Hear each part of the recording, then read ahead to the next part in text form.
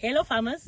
Yes, it's a Monday, and this is what happens when an office day turns into a field activity. So now I'm out in the fields appreciating the wheat crop that we have for the 2024 winter season, and I'm at PEPSIA farm, where we are seeing that the wheat is at different stages of development. But today we want to talk about the termination of irrigation. Much as it is that we would want to terminate our irrigation much earlier because we want to make sure that we harvest before the rains, there is a balance that we need to strike between the quality of the grain and the time that we terminate the irrigation.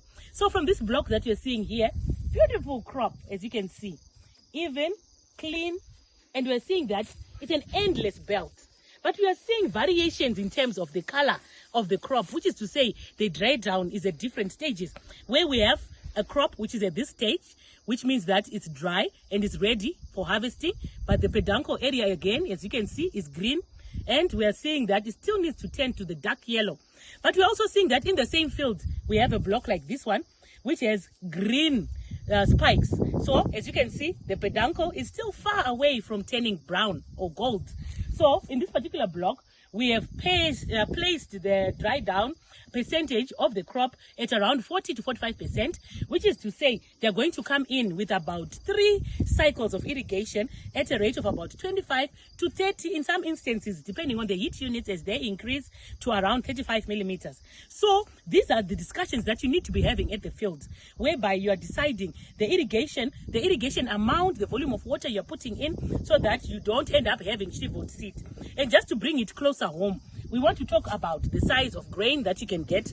Here you can see that these are the grains that we are getting from the spikes that are still dark green. And these are the grains that we are seeing here from the spikes that are drying to dry. So we are seeing that the sizes are quite plump, they are big, but we are seeing that there's some greening which is still there.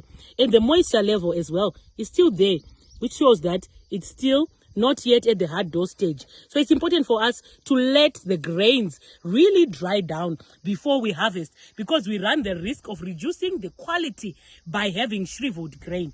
But then again, if you leave your crop for too long in the field and it rains, if the rains are significant, then you run the risk of having sprouting in the field, which will affect the falling numbers and quality of your wheat. So you really need to be on top of the situation. It's a give or take situation. You really need to make an informed decision guided by the information on the ground. Farming is a business, and this is a block of SC Select established in Goromonzi.